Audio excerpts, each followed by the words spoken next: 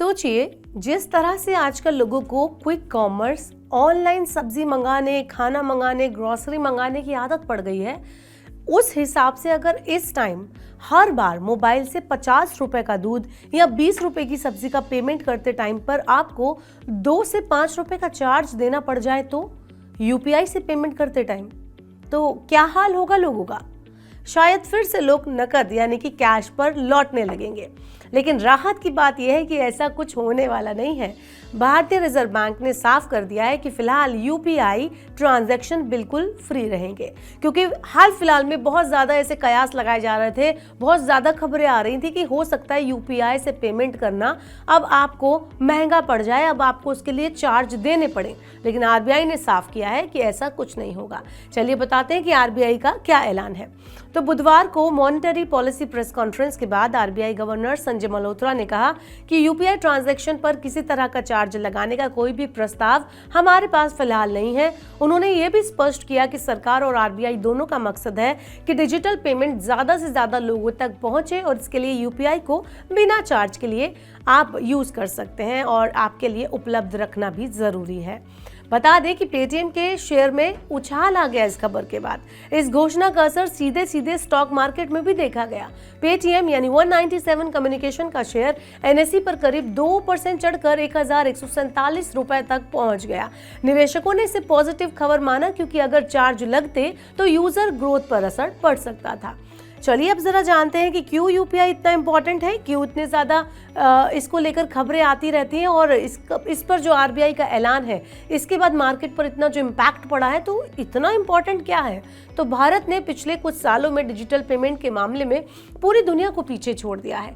अगस्त 2025 में यूपीआई ने 14 बिलियन से ज़्यादा ट्रांजैक्शन करके नया रिकॉर्ड बनाया। छोटे व्यापारी, दुकानदार और आम लोगों के लिए ये सबसे आसान और भरोसेमंद पेमेंट सिस्टम बन गया है। आज auto, taxi, restaurant, shopping mall, यहाँ तक कि गांव की किराने की दुकान तक यूपीआई ने अपनी पकड़ बना ली है। सरकार की कोशिश है कि कैशलेस इकोनॉमी को बढ़ावा दिया जाए और लोगों को डिजिटल फ्रॉड से सुरक्षित रखते हुए जीरो कॉस्ट पेमेंट का फायदा उन तक पहुंचाया जाए।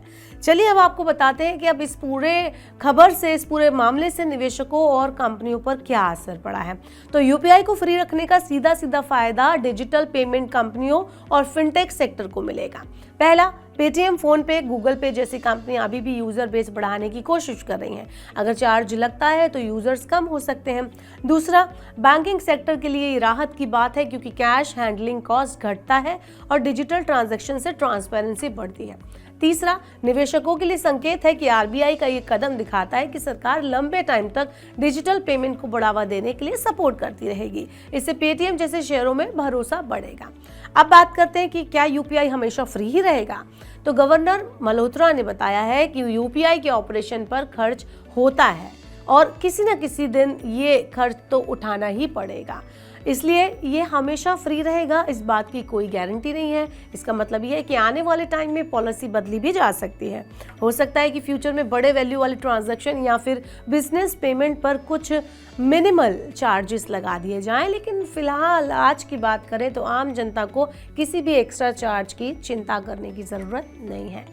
ओवरऑल आपका यूपीआई अभी बिल्कुल फ्री रहेगा, चाहे आप 10 रुपये का पेमेंट करें या 10,000 रुपये का, कोई भी चार्ज नहीं लगेगा।